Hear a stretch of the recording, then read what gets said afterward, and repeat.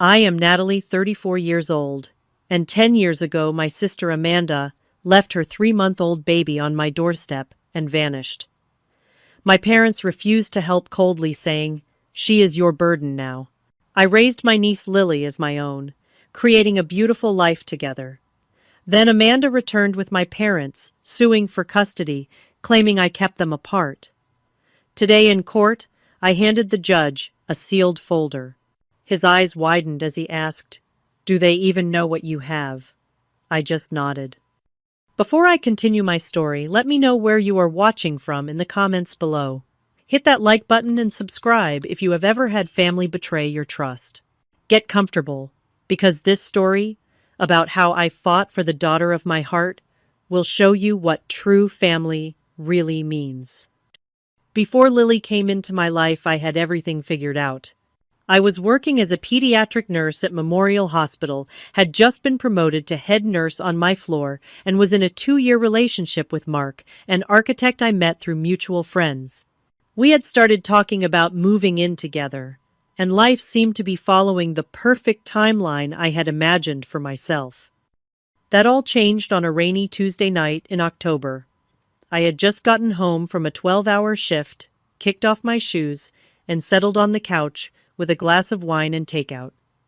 The doorbell rang around 9:30. I almost ignored it, thinking it was probably a package delivery or someone at the wrong address. When it rang again more insistently, I reluctantly got up. What I found changed my life forever. A car seat sat on my welcome mat, covered with a thin blanket to shield from the rain. When I pulled back the blanket, I found a tiny baby girl, maybe 3 months old, with rosy cheeks and a wisp of dark hair, just like my sister Amanda. Tucked into the side of the car seat was a folded note in handwriting I immediately recognized. "Her name is Lily. I cannot do this. Take care of her. I am sorry." That was it. 7 words that shifted my entire existence. I looked up and down the street, but there was no sign of Amanda. I called her cell phone immediately, but it went straight to voicemail. I brought Lily inside my hands, shaking, as I carefully picked up the car seat. She was sleeping peacefully, unaware that her mother had just abandoned her. My first call after trying Amanda was to my parents. Their response still makes my stomach churn whenever I remember it. "We told her not to have that baby," my mother said coldly. "She made her choice, and now she is running away from it. Typical Amanda." "But what should I do?" I asked, panic rising in my voice. "I cannot just keep a baby. I do not know anything about caring for an infant." "She is your burden now," my father said firmly. "We are done cleaning up after Amanda. We are too old for this." "She left her with me, not you," I argued. "She is your granddaughter." "And we never asked to be grandparents," my mother replied. "Especially not to the child of whatever random man Amanda hooked up with." They hung up shortly after refusing to come over or offer any help. I sat on my couch staring at the sleeping baby, completely overwhelmed. Lily woke up soon, after her face scrunching into a hungry cry that sent me into a panic. I had nothing for a baby in my apartment, no formula, no diapers, nothing. I called Mark, hoping he could bring some supplies. His reaction was almost as shocking as my parents. "A baby! Your sister just dumped her kid on you. That is insane, Natalie. You need to call social services." "I cannot just call social services in the middle of the night," I said. "She is my niece. Can you please just go to the 24-hour store and get some formula and diapers?" "This is not our problem," he said firmly. "This is exactly the kind of drama your sister always creates. Do not get pulled into it." I hung up, realizing I was entirely on my own. I carefully placed Lily back in her car seat and drove to the nearest 24-hour supermarket. I wandered the baby aisles in my scrubs from work, frantically Googling what kind of formula to buy for a 3-month-old and what size diapers she might need. A kind elderly woman working the night shift helped me put together the essentials, her eyes full of concern as I explained I was suddenly caring for my niece. That first night was a blur of crying formula, temperature checks, and diaper changes. I called in to work the next morning to request emergency family leave, something I had never done in my 5 years at the hospital. My supervisor, knowing my reliable work history, granted me 2 weeks without question. I filed a police report that morning, but the officers were not particularly concerned given the note. There was no crime in a mother leaving her child with a family member, they explained. Amanda was not missing, she had chosen to leave. They took my information, but warned me not to expect much. I also called a family lawyer, who explained I would need to file for temporary guardianship, a process that would take time and money. Those first days were a fog of contradicting emotions. I was furious at Amanda for putting me in this position, for abandoning her child, for disappearing without a proper explanation. But every time I looked at Lily with her tiny fingers and trusting eyes, my anger melted into protective love. She was innocent in all this, completely dependent on someone to care for her. That first night with Lily, I made a makeshift crib from a drawer lined with soft blankets and slept on the couch beside her, waking every few hours to her hungry cries. As I fed her in the quiet darkness, watching her tiny face relaxed in contentment, I whispered a promise I would keep for the next decade. I do not know what happened with your mom, but I am here now. I will figure this out. You are safe with me. Within 2 weeks, it became clear that Amanda was not coming back anytime soon. I had to make serious changes to accommodate Lily in my life. My 1-bedroom apartment was too small for both of us, so I found a 2-bedroom place closer to the hospital, stretching my budget to the breaking point. The moving costs, baby furniture, and reduced work hours hit my savings hard, but I was determined to create stability for Lily. Becoming an instant mother was nothing like I imagined parenthood would be. There was no time to prepare, read books, or set up a nursery. I learned through pure necessity, often calling the pediatric nurses I worked with for advice when Lily had a fever or would not stop crying. My nursing background helped with the medical aspects, but nothing prepared me for the emotional and logistical challenges of suddenly parenting alone. Work became a complicated balancing act. I reduced my hours to 30 per week and switched to mostly day shifts, arranging childcare with a woman named Gloria who ran a small daycare from her home. The career advancement I had been working toward was put on indefinite hold. My supervisor was understanding, but made it clear that my track to management would be delayed by my new circumstances. The legal process of becoming Lily's temporary guardian was extensive and expensive. I spent hours filling out paperwork, meeting with court-appointed evaluators, and attending hearings. Without Amanda present to formally transfer custody, everything took twice as long as it should have. I was fingerprinted, my home was inspected, and my entire life was scrutinized to determine if I was fit to care for my own niece. While all this was happening, my relationship with Mark deteriorated rapidly. What started as reluctance to help turned into resentment about our changed relationship dynamic. "I did not sign up to date a single mom," he said during one of our increasingly frequent arguments. "We had plans, Natalie. Travel, buying a house together, building our careers. How does any of that happen now?" "Life happens," I told him. "Plans change. What was I supposed to do? Put her in foster care?" "Maybe that would have been better for everyone," he muttered. That was the end of our relationship. I packed up the few things he kept at my apartment and told him not to contact me again. Losing him hurt, but nowhere near as much as his suggestion that I should have abandoned Lily to the system. His true character had revealed itself, and I was better off knowing sooner rather than later. My parents made rare appearances during that first year, always brief and always critical.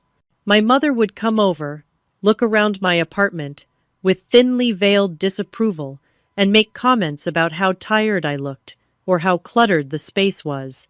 She would hold Lily awkwardly, as if she might break never, offering to change a diaper or give her a bottle. "You are letting her cry too much," she would say. "But I suppose you do not know any better." My father rarely engaged with Lily, at all keeping his distance physically and emotionally. He would stand in the doorway, arms crossed, watching, as if the whole scene was a disaster he was being forced to witness. "Has anyone heard from Amanda?" he would ask, his voice tight with anger. It was the only time he showed any emotion about the situation. If I had heard from Amanda, you would be the first to know, I would reply, knowing it was a lie. My parents had made their position clear the night Lily arrived. They had written off both their daughters and their granddaughter in one phone call. Thankfully, I found support elsewhere. My coworkers organized a baby shower a month after Lily arrived, gifting me essential items and hand-me-downs from their own children. My next-door neighbor, Mrs. Santiago, became a surrogate grandmother figure, offering to watch Lily when I needed to run errands and teaching me her secret technique for soothing colicky babies. Around month 3 of caring for Lily, I hired a private investigator with money I could not really spare.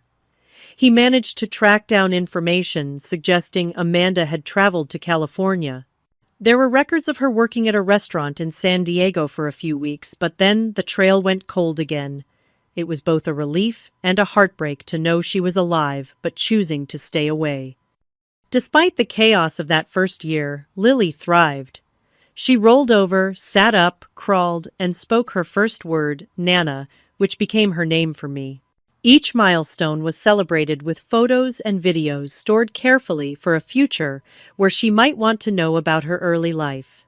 I created a memory box where I kept these mementos, along with the few items she had arrived with, including Amanda's note. Lily's first birthday was nothing like the elaborate parties my friends threw for their children. We could not afford a fancy celebration, but I invited the small circle of people who had supported us through that difficult year. Mrs. Santiago made a beautiful cake my friend from work brought balloons, and Lily smashed frosting all over her face while everyone cheered. My parents declined to attend, claiming a prior commitment. As I tucked Lily into bed that night now, in a proper crib in her own room, decorated with second-hand furniture and wall decals I had found on sale, I realized something profound. Despite all the hardship, stress, and sacrifice, I could no longer imagine my life without her. In just 1 year, this child who had arrived as a responsibility had become the center of my world. I was not just caring for her out of obligation anymore. I loved her fiercely, completely, as if she had been mine from the beginning. "Happy birthday, sweet girl," I whispered, kissing her forehead.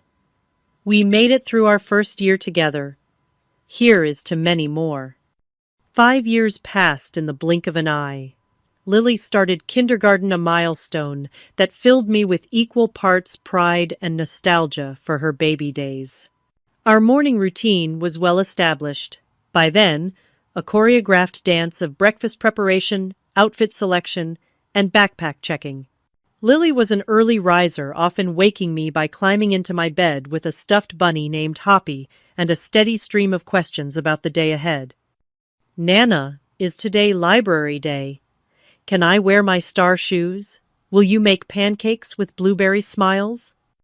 I had transitioned to a position as a school nurse at an elementary school different from Lily's to maintain professional boundaries. The job came with family-friendly hours and holidays, off a crucial change that allowed me to be more present for her. My career ambitions had shifted dramatically, from climbing the hospital hierarchy to finding stability and balance for our little family of 2. Our apartment had become a true home walls, covered with Lily's artwork and photographs, documenting our journey together. Her personality had blossomed into something remarkable, a combination of curiosity, resilience, and creativity that amazed me daily. She loved building elaborate worlds with blocks, creating stories about the characters she invented, and asking questions that sometimes left me searching for appropriate answers.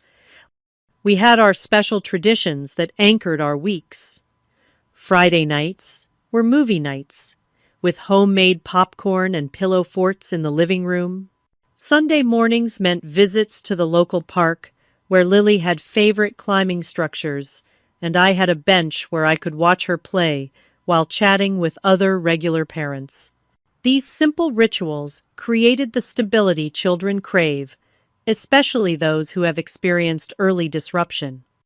As Lily grew older, her questions about her origins became more frequent and complex. I had always been truthful with her, in age-appropriate ways, explaining that her mother was my sister who had not been ready to be a mommy when Lily was born. "Where is she now?" Lily would ask, her eyes wide, with innocent curiosity. "I do not know exactly," I would answer honestly. "But she made sure you came to me, because she knew I would love you very much." "Will she ever come back?" "I do not know that either, sweetheart. But no matter what, you and I are a family."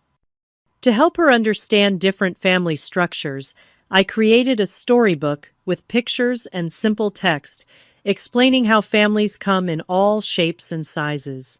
Some kids live with grandparents, some with two moms or two dads, some with just one parent, and some like Lily with an aunt who loves them more than anything in the world. My parents maintained their distance, visiting perhaps 3 or 4 times a year, always with the same tension and criticism. My mother would bring gifts that were often inappropriate for Lily's age, or interests demonstrating how little she paid attention to who her granddaughter actually was. "She should be in ballet by now," my mother would comment, bringing yet another tutu for a child who preferred dinosaurs and building blocks.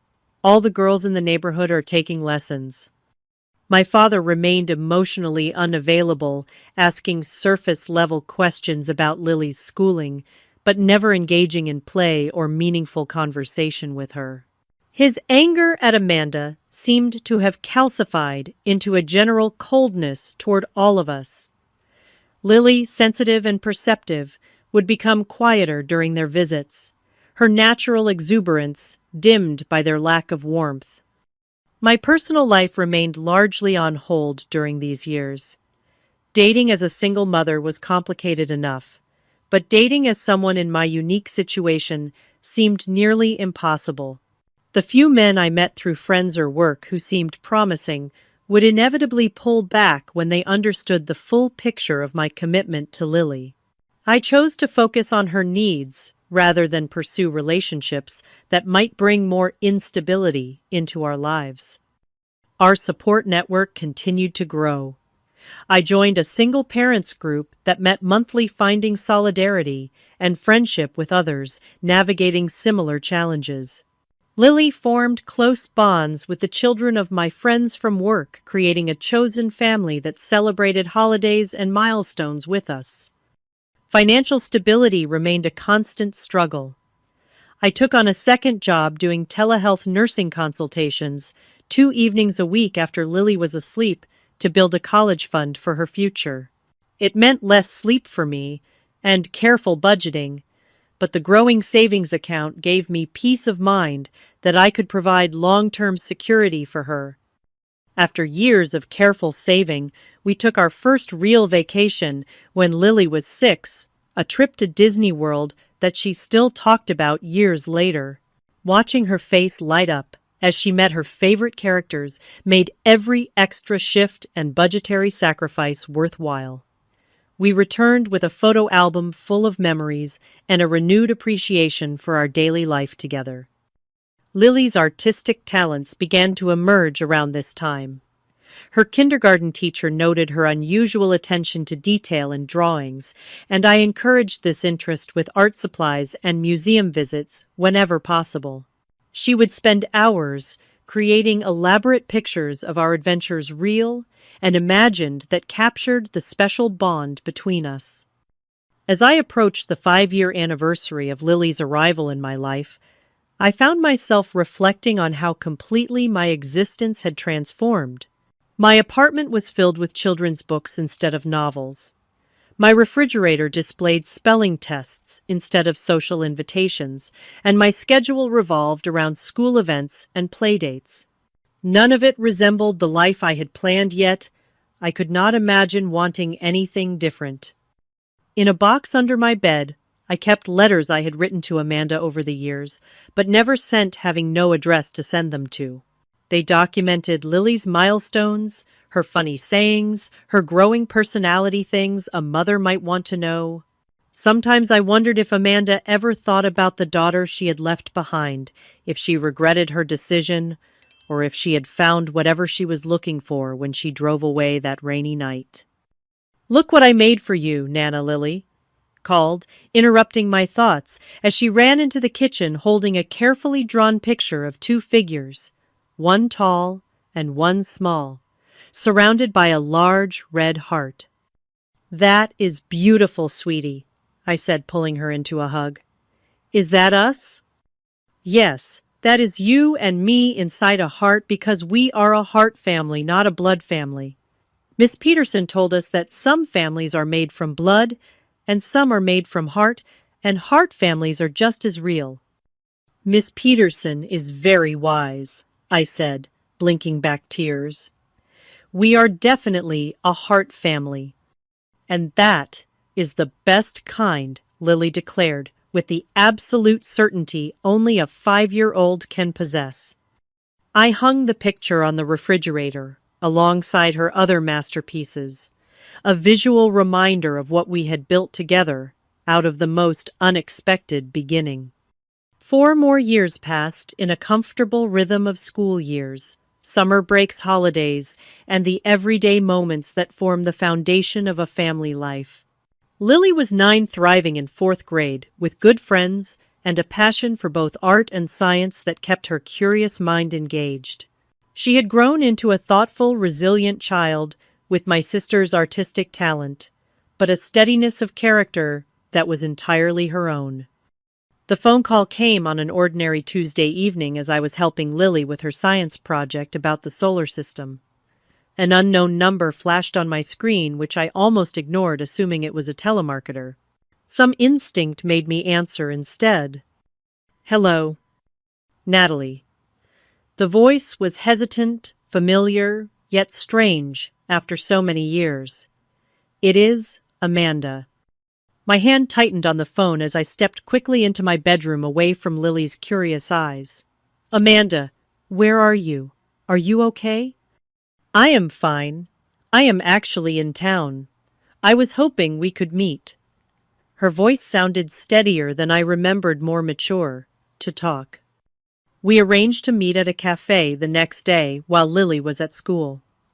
I spent the night alternating between anxiety, anger, and a strange sense of relief that she was alive and well.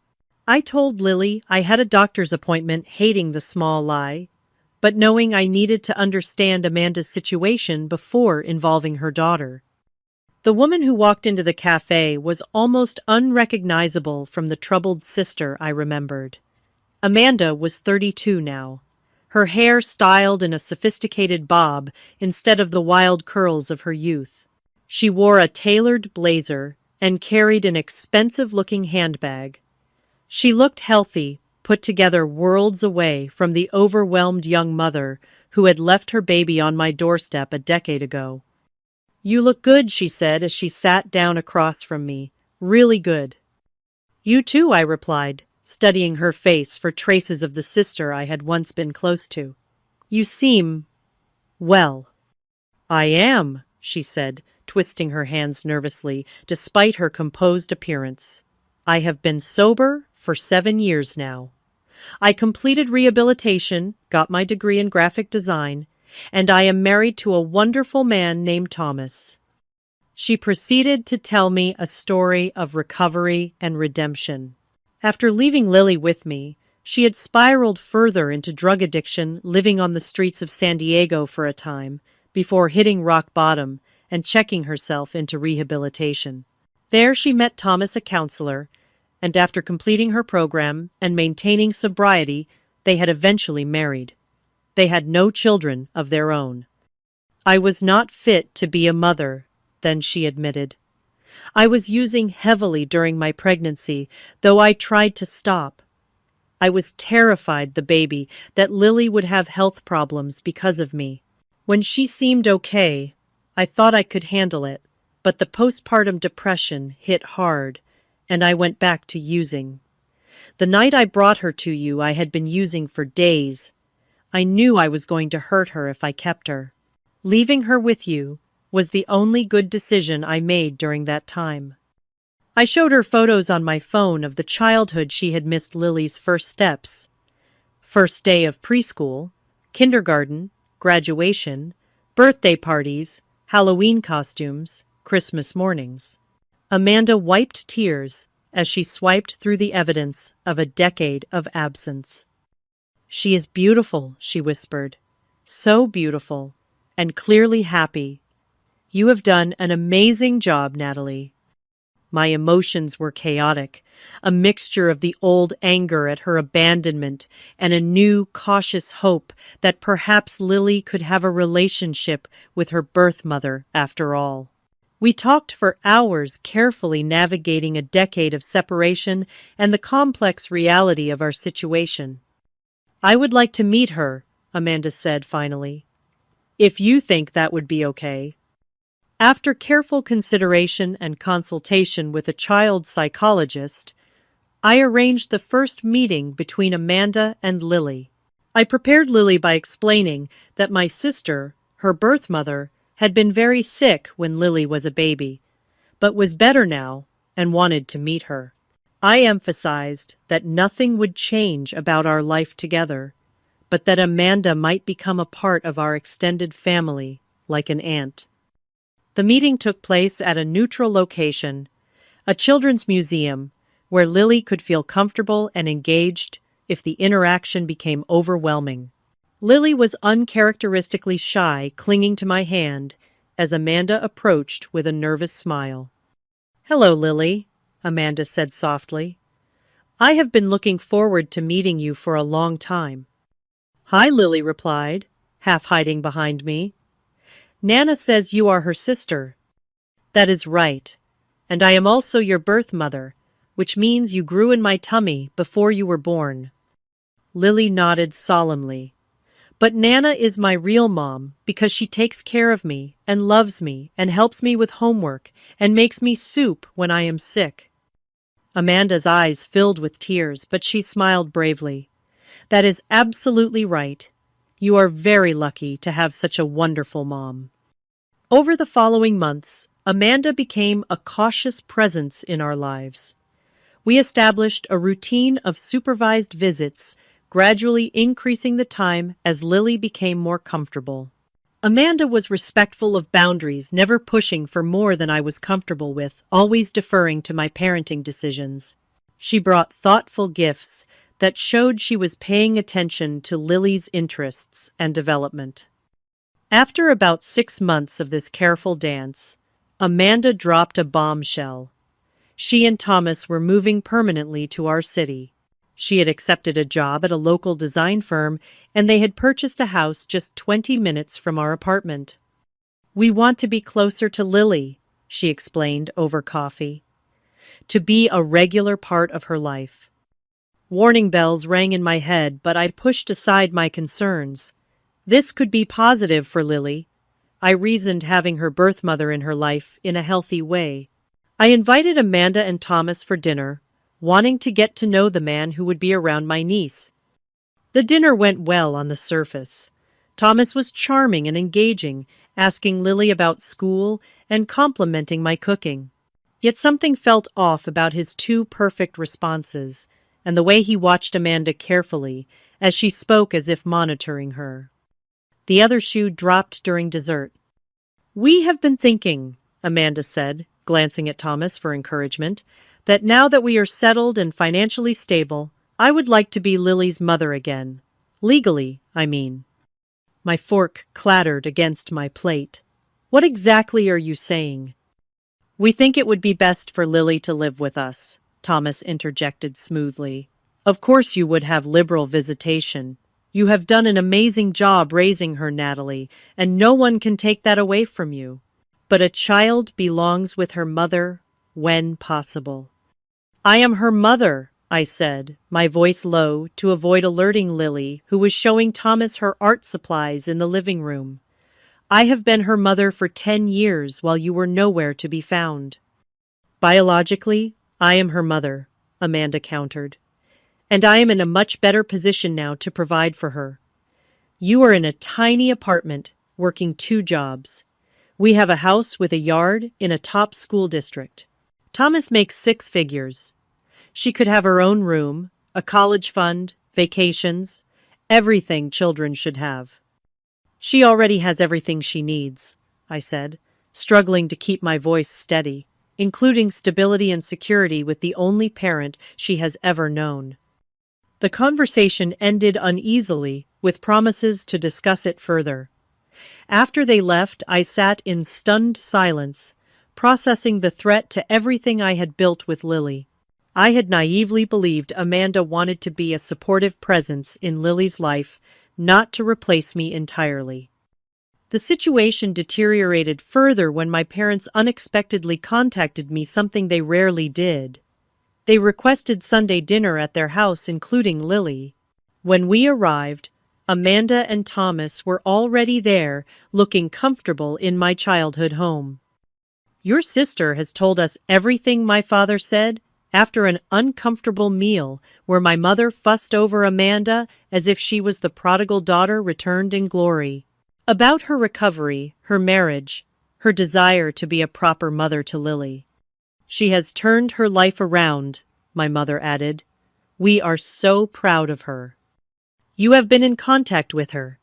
"For how long?" I asked, pieces suddenly falling into place. My parents exchanged glances. "We reconnected about 3 years ago," my father admitted. "Amanda reached out when she completed her rehabilitation program." 3 years, I repeated numbly. "You have known where she was for 3 years and never told me." "She asked us not to," my mother said defensively. "She wanted to get herself together first." "And now that she has," my father continued, "we think it makes sense for Lily to be with her real mother. Amanda and Thomas can provide a traditional family environment with 2 parents. You have done your part, Natalie, but it is time to do what is best for Lily." "Blood is blood," my mother added. "She deserves to be with her actual mother." The betrayal cut deep. Not only had Amanda returned with the intention of taking Lily from me, but my parents had apparently been supporting this plan, maintaining contact with Amanda for years while continuing their cold, critical visits to us. "We are leaving," I said, standing abruptly and reaching for Lily's hand. "Lily, put on your coat, please." "But we have not had dessert," Lily protested, confused by the tension she clearly sensed. "We will get ice cream on the way home," I promised, helping her with her coat while avoiding eye contact with my family. As we drove home, Lily was uncharacteristically quiet, staring out the window at the passing streetlights. "Nana," she finally said in a small voice, "Grandma said I might go live with Aunt Amanda and Uncle Thomas. Is that true?" My heart broke at the anxiety in her voice. "No, sweetie, you live with me. That is your home." "But she said Aunt Amanda is my real mom, and I should be with her." I pulled the car over, unbuckled my seatbelt, and turned to face her fully. "Listen to me, Lily. You and I are a family. We have been since the day you came to me. Nothing is going to change that, I promise you." Her bottom lip trembled. "Cross your heart." "Cross my heart," I said firmly. making the gesture that had sealed all our important promises since she was tiny. No one is going to take you away from me. That night after Lily finally fell asleep, I found her in the throes of a nightmare calling out, "No, no, do not take me in her sleep." As I held her soothing her back to peaceful slumber, a cold determination settled in my chest. I would fight with everything I had to keep my promise to her. The certified letter arrived 3 weeks later, its formal language disguising the bomb it contained. Amanda was petitioning for restoration of her parental rights and custody of Lily. The family court date was set for 30 days later. Each legal term felt like a physical blow: biological parent, termination of guardianship, best interests of the minor child, home study, psychological evaluation. The words swam before my eyes as I realized that the life we had built together could potentially be dismantled by a judge who knew nothing about our bond, our daily rhythms, our love. I emptied my savings account and took out a loan to pay the retainer for Julia Hernandez, an attorney specializing in family law, whom a colleague had recommended. Her office was warm but professional, with children's books and toys in the corner, suggesting she understood the human stakes of her work. "I will not sugarcoat this," Julia said, after reviewing my case. "Biological parents have strong rights in our legal system, even ones who have been absent. However, the length of time you have been Lily's caregiver and the circumstances of the abandonment work in your favor. 10 years is practically Lily's entire life, and judges are reluctant to disrupt a child's stable environment without compelling reasons.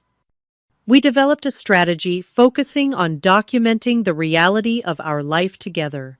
I gathered school records showing my consistent attendance at parent-teacher conferences and involvement in Lily's education. I collected medical records, demonstrating my attentive care through childhood illnesses and regular checkups. I requested letters from Lily's teachers, our neighbors and friends who could attest to the loving home we had created. When the initial legal documents from Amanda's attorney arrived, I discovered something that sent me reeling. My parents had provided affidavits supporting Amanda's petition, making claims that stunned me with their dishonesty. According to my mother's statement, I had manipulated the temporary situation to alienate Lily from her biological mother and extended family. My father claimed I had refused numerous requests for family visitation and deliberately kept Lily separate from family traditions and gatherings. Both portrayed Amanda as a young mother who had made a mistake and deserved a second chance with her daughter. "This is completely false," I told Julia, my hands shaking as I set down the papers. "They visited only when it suited them, showed minimal interest in Lily, and were critical of me at every turn. They knew where Amanda was for years, and never told me. Now they are painting me as some kind of villain who stole her child." "Family custody battles often bring out the worst in people," Julia said gently. "The good news is that these statements can be refuted.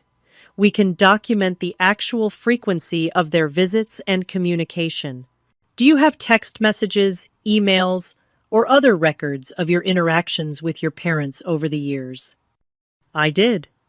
I had saved emails and texts out of a habit born from dealing with their unpredictable behavior, documenting canceled visits and critical comments. I had never imagined they would be evidence in a custody battle. The stress began to affect Lily. She started having trouble sleeping, became clingy before school, and her normally excellent grades began to slip. Her teacher called to report that Lily had burst into tears during class when another child talked about moving to a new house. I arranged for her to see a child psychologist specializing in family transitions, trying to help her process her fears while shielding her from the worst of the legal battle. Lily exhibits significant anxiety about potential separation from her primary caregiver, the psychologist reported. She associates her birth mother and that side of the family with insecurity and fear of abandonment. Forcing a custody change at this point could result in significant emotional trauma. I rehired the private investigator who had helped me years before, asking him to look into Amanda and Thomas's claims about their stable, perfect life. His initial findings were concerning. While Amanda did appear to have maintained sobriety, Thomas had a history that had not been disclosed, including a domestic violence charge from a previous relationship that had been dismissed under unclear circumstances. The discovery process of the legal case was grueling. Amanda's attorney requested extensive documentation of my finances, work history, and even my dating life, attempting to paint me as too busy, too poor, or too distracted to properly care for Lily. Each demand felt like an invasion, forcing me to justify the life we had built together to strangers who knew nothing about our daily happiness. Explaining the court case to Lily was one of the hardest conversations of my life. I had promised her she would stay with me, and now I had to prepare her for the possibility, however remote, that a judge might decide otherwise. The judge has to listen to everyone and make a decision about what is best for you, I explained, sitting with her on the edge of her bed. Aunt Amanda wants you to live with her and Uncle Thomas, and I want you to continue living with me. The judge will decide. But I want to stay with you, Lily said, her eyes filling with tears. Why does a judge get to choose my mom? I already chose you. I know, sweetheart, I said, pulling her close. And I chose you too. We are going to tell the judge that, and I will do everything I can to make sure we stay together. Will I have to talk to the judge? She asked, fear evident in her voice. Maybe I answered honestly. But if you do, I will be right there with you, and you just have to tell the truth about how you feel. I am scared, she whispered. Me too, I admitted. But being scared is okay sometimes. We will be scared together, and we will get through this together, just like we have gotten through everything else.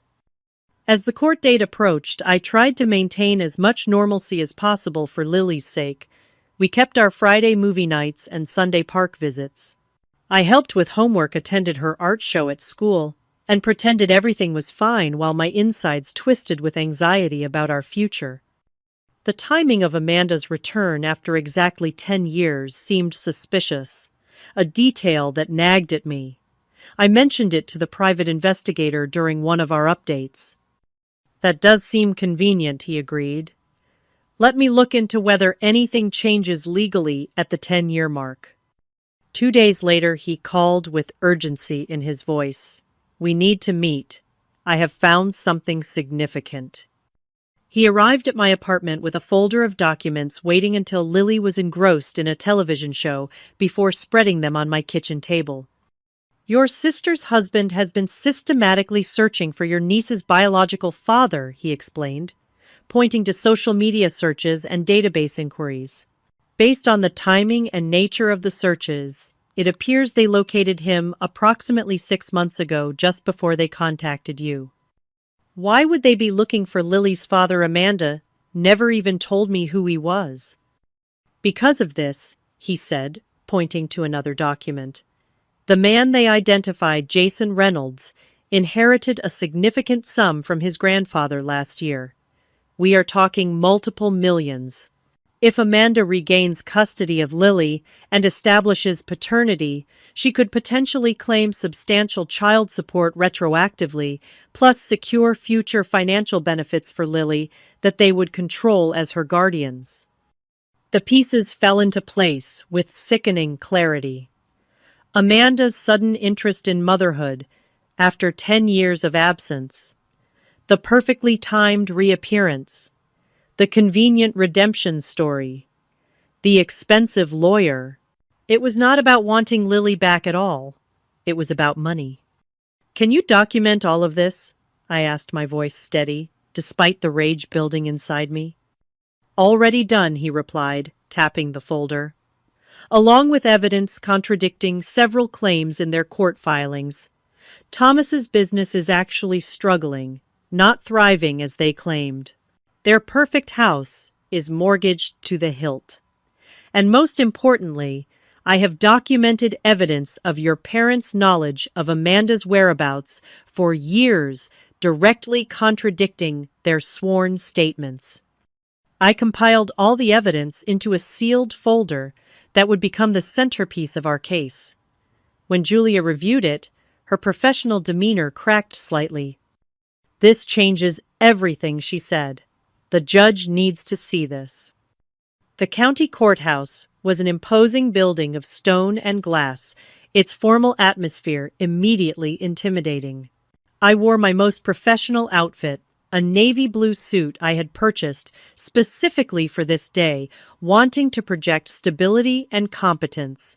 Lily was staying with her art teacher, a kind woman who had volunteered to keep her occupied during the proceedings to spare her the tension of the courtroom. Amanda and Thomas sat at the table across the aisle, both immaculately dressed. Amanda in a conservative floral dress that suggested maternal warmth, Thomas in a tailored suit that spoke of financial success. My parents sat directly behind them, my mother clutching her purse nervously, my father staring straight ahead, with his jaw set in the expression I had known since childhood, meant his mind was made up. Judge Harriman, a woman in her 60s with silver hair and reading glasses perched on her nose, called the court to order. She explained that this was a hearing to determine custody of Lily Morgan, now 10 years old, and outlined the factors she would consider in making her decision. "The court's primary concern is the best interest of the child," she stated firmly. "We will hear testimony from all parties involved and review the evidence presented. I expect complete honesty and respect for these proceedings." Amanda testified, first telling a compelling story of youthful mistakes, hard-won sobriety, and maternal longing. She described her marriage to Thomas as loving and stable, their home as spacious and child-friendly, their finances as more than adequate to provide Lily with advantages I could never offer. She wept at appropriate moments, describing her regret at missing years of Lily's life and her desire to make up for lost time. "I made a terrible mistake when I was young and addicted," she said, dabbing at her eyes with a tissue. "But I have worked so hard to become someone worthy of being Lily's mother. I want to give her the life she deserves with a mother and father who can provide everything she needs." Thomas followed with equally polished testimony, describing their 4-bedroom house with a backyard perfect for a child, the excellent school district they had specifically chosen with Lily in mind, and his financial ability to ensure she would never want for anything. He spoke of college funds, already established family vacations planned, and his desire to be the father figure Lily had lacked. "We can offer Lily stability, a traditional family environment, and opportunities that simply are not possible in her current situation," he said confidently. "While we respect what Natalie has done, we believe Lily belongs with her mother and in our home." My parents testified next, both reinforcing the narrative Amanda had constructed. My mother spoke of her joy at Amanda's recovery and her belief that Lily would benefit from a relationship with her real mother. She claimed I had been resistant to family gatherings and had deliberately kept Lily separate from them, preventing the bond that should have developed between grandparents and grandchild. "Natalie has always been stubborn," she said with a sigh that suggested long-suffering patience. "Once she decided Lily was hers, she shut out the rest of the family. We tried to be involved, but she made it so difficult." My father's testimony was briefer, but equally damaging. He described Amanda as reformed and deserving of a second chance, while characterizing me as controlling and unwilling to acknowledge Lily's need for her biological mother. "Blood is blood," he stated, echoing the sentiment from our family dinner. "A child belongs with her real mother when that is possible. Natalie has done her duty, but it is time for Lily to be with Amanda. Their testimonies felt like physical blows, each false statement and twisted truth another wound from the people who should have supported me. I clutched my hands in my lap to stop them from shaking, focusing on maintaining my composure for Lily's sake. Amanda's attorney, an expensive-looking man in a designer suit, then questioned me aggressively about my finances, my work schedule, and my personal life, attempting to portray me as barely managing and unable to provide the advantages Amanda and Thomas could offer. "Is it not true that you work 2 jobs to make ends meet?" he asked. "I work as a school nurse full-time and do telehealth consultations some evenings after Lily is asleep to build her college fund," I corrected.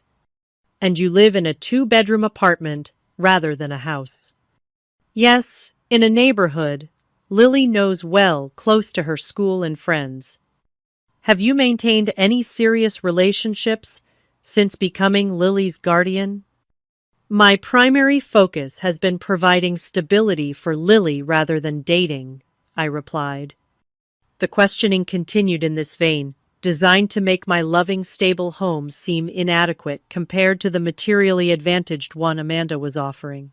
I answered truthfully, but felt the implied judgment in each question, the suggestion that love and consistency were somehow less important than square footage and vacation plans. When my turn to present evidence came, the energy in the courtroom shifted. Lily's current and former teachers testified about her academic progress, social development, and the strong, secure attachment she clearly had to me. They described a happy, well-adjusted child who spoke of my mom, Nana, with love and trust. In my 20 years of teaching, I have rarely seen a parent as involved and attentive as Natalie, her current teacher, stated firmly. Lily is thriving under her care. She is confident, kind to other children, and academically motivated. These are all signs of a child who feels secure and loved. The school counselor, who had been working with Lily since the custody issue, provided professional testimony about the potential psychological impact of removing Lily from the only stable home she had ever known. Lily identifies Natalie as her mother, in every meaningful sense of the word, she explained.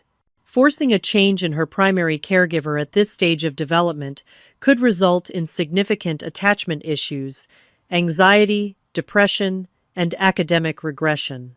The bond between them is profound and should not be disrupted without compelling reason. Finally, it was my turn to testify.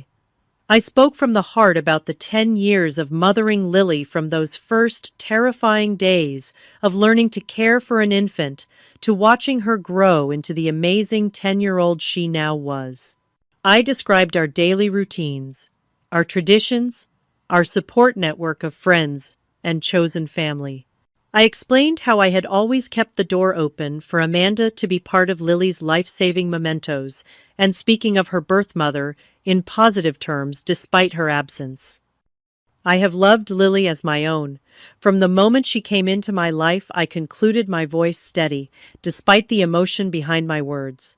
Not because she is my biological child, but because she is my child in every way that matters. I have been there for every fever, every nightmare, every school project, every skin knee, and every triumph. I am not perfect, and I cannot offer her the material advantages that Amanda and Thomas claim they can, but I can offer her the security of knowing she is loved unconditionally by the parent who chose to be there every single day of her life. Then came the moment we had prepared for. Julia presented the sealed folder of evidence to the judge, requesting it be entered into the record. As Judge Harriman reviewed the contents, her expression changed from professional neutrality to visible concern. She looked up sharply, first at Amanda and Thomas, then at my parents. "Counsel, approach the bench," she said. After a brief, intense discussion with the attorneys, she turned to Amanda. "Miss Morgan, Are you aware of the contents of this folder? Amanda shook her head, looking confused. No, Your Honor. It contains evidence directly contradicting several key claims in your petition, the judge continued, including documentation that your husband has been actively searching for Lily's biological father, who recently came into a substantial inheritance. A murmur ran through the courtroom. Amanda's face paled as she turned to look at Thomas, whose expression had hardened. Furthermore, the judge continued, there is evidence that Mr. and Mrs. Parker, she nodded toward, my parents have been in regular contact with you for approximately 3 years, directly contradicting their sworn testimony that they were unaware of your whereabouts until recently. My father shifted uncomfortably in his seat. My mother stared at her hands. Finally, there are social media posts and private messages suggesting financial motives for this custody petition, rather than the concern for Lily's well-being that has been presented to this court. The judge turned her gaze directly to my parents. Mr. and Mrs. Parker, did you knowingly provide false testimony to this court regarding your knowledge of your daughter Amanda's whereabouts? My father cleared his throat. We were trying to protect her privacy during her recovery, Your Honor. That is not what I asked, Judge Harriman said sharply. Did you knowingly make false statements under oath? We may have misremembered some details, my mother offered weakly.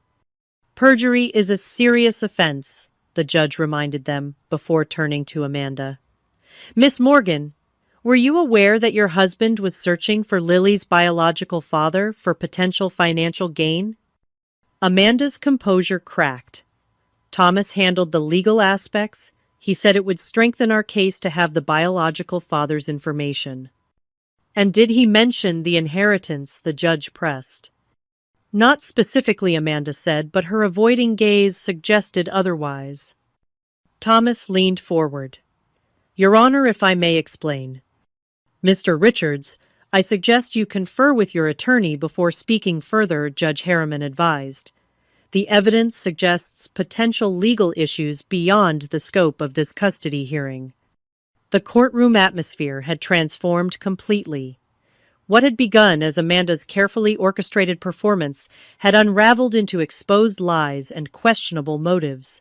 Judge Harriman called a brief recess to review the evidence more thoroughly, leaving both parties to sit in tense silence. When court resumed, the judge's expression was grave. Having reviewed the evidence and testimony presented today, I find several disturbing elements in the petitioner's case. What appears on the surface to be a mother seeking to reunite with her child seems upon closer examination to be motivated, at least in part, by financial considerations related to the biological father's recent inheritance. She continued, addressing Amanda directly. Miss Morgan, while I believe you may have genuine feelings for your daughter, the timing and circumstances of your petition raise significant concerns about your motivations and judgment. The evidence suggests you have misrepresented several key facts to this court. Turning to me, her expression softened slightly. Miss Parker, the evidence clearly shows you have provided a loving, stable home for Lily throughout her life. The testimony of educational professionals and the documentation of your consistent care are compelling evidence of your commitment to her well-being. With a final look at her notes, Judge Harriman delivered her ruling. It is the finding of this court that the best interests of the minor child, Lily Morgan, are served by maintaining her current living situation with her aunt and legal guardian, Natalie Parker. The petition for change of custody is denied. The relief that flooded through me was so intense, I nearly collapsed in my chair. Julia squeezed my hand in silent congratulation as the judge continued. Miss Morgan will be granted limited, supervised visitation to be arranged through family services with the potential for expanded visitation in the future if deemed appropriate. Mr. and Mrs. Parker, she added, looking sternly at my parents, The court takes note of your apparent willingness to provide misleading testimony in this case. You are admonished that such behavior undermines the legal process designed to protect children like your granddaughter. As the formal proceedings concluded, I sat quietly processing the outcome. We had won. Lily would stay with me where she belonged. The nightmare was over. Amanda approached me as I gathered my things, her eyes red from crying. "I never wanted to hurt her," she said softly. "Or you.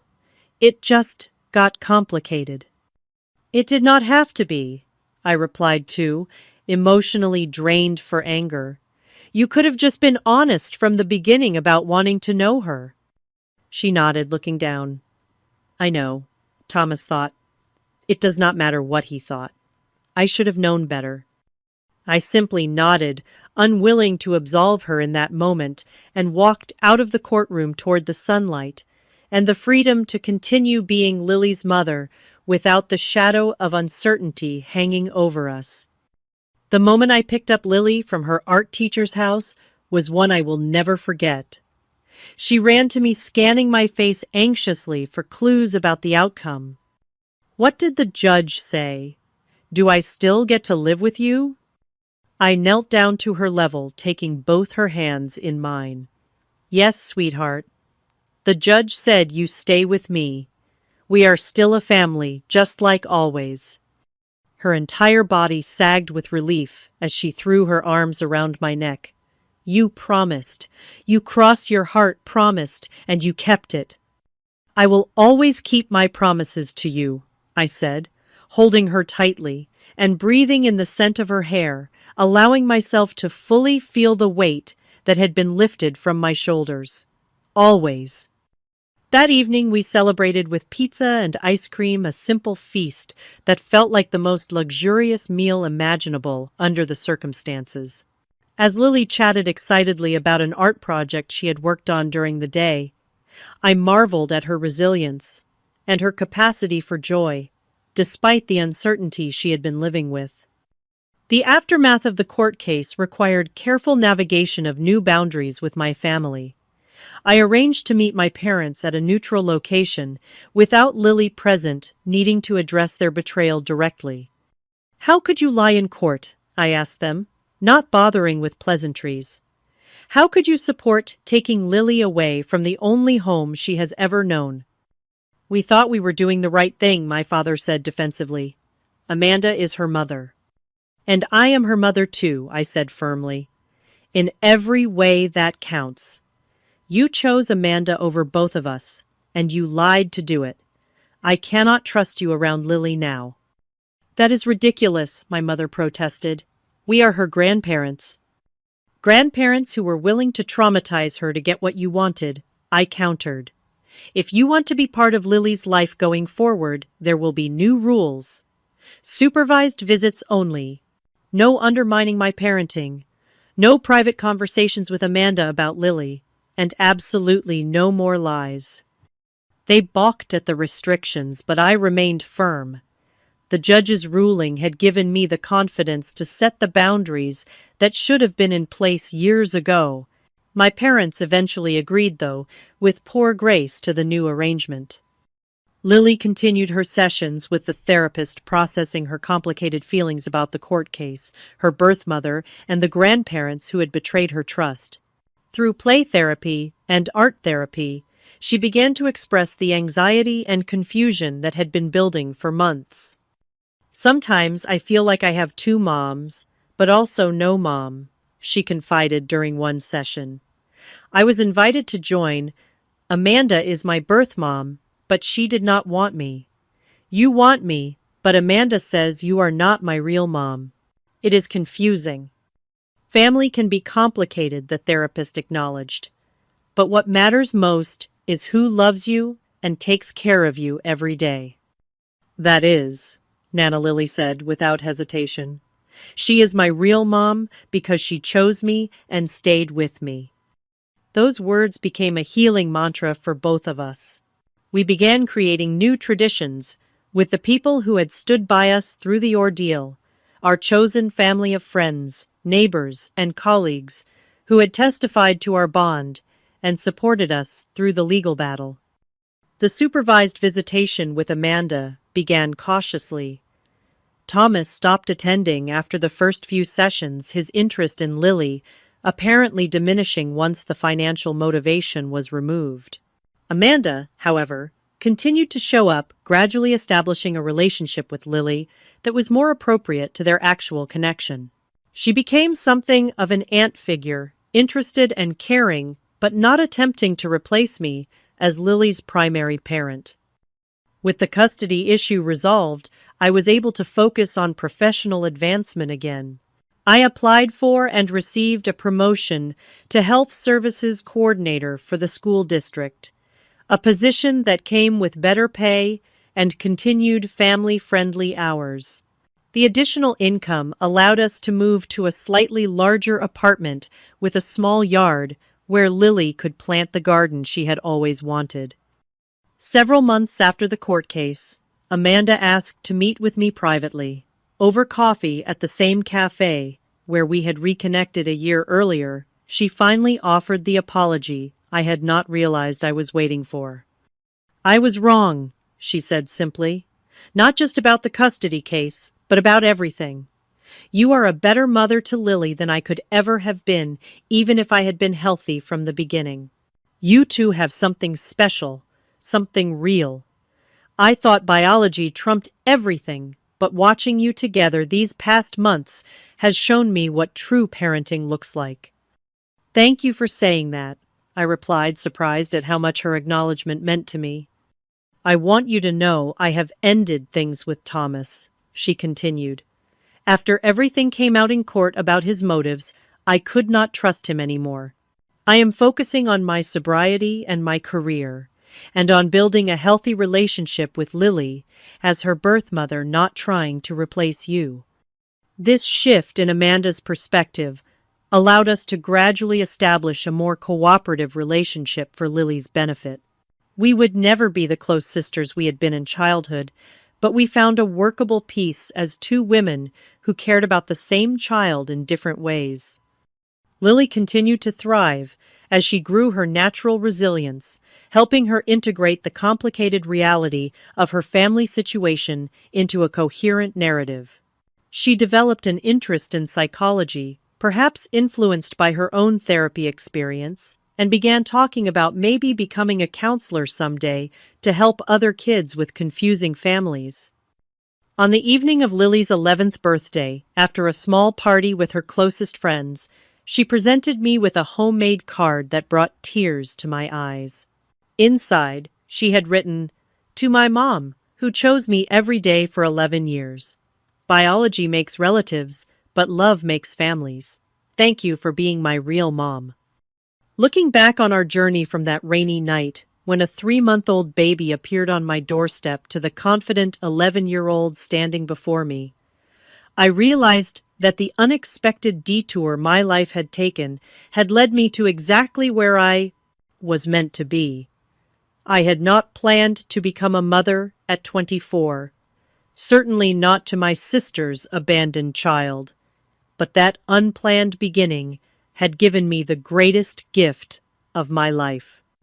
The definition of family I had grown up with, the one my parents still clung to based on blood and obligation, had been replaced by a richer understanding.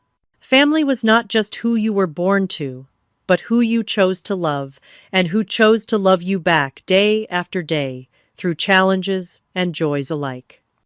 As Lily and I sat on our small balcony that evening, watching the sunset and talking about her dreams for the coming year, I felt a sense of peace that had been missing during the turmoil of the custody battle. We had weathered the storm together and emerged stronger, our bond tested and proven unbreakable.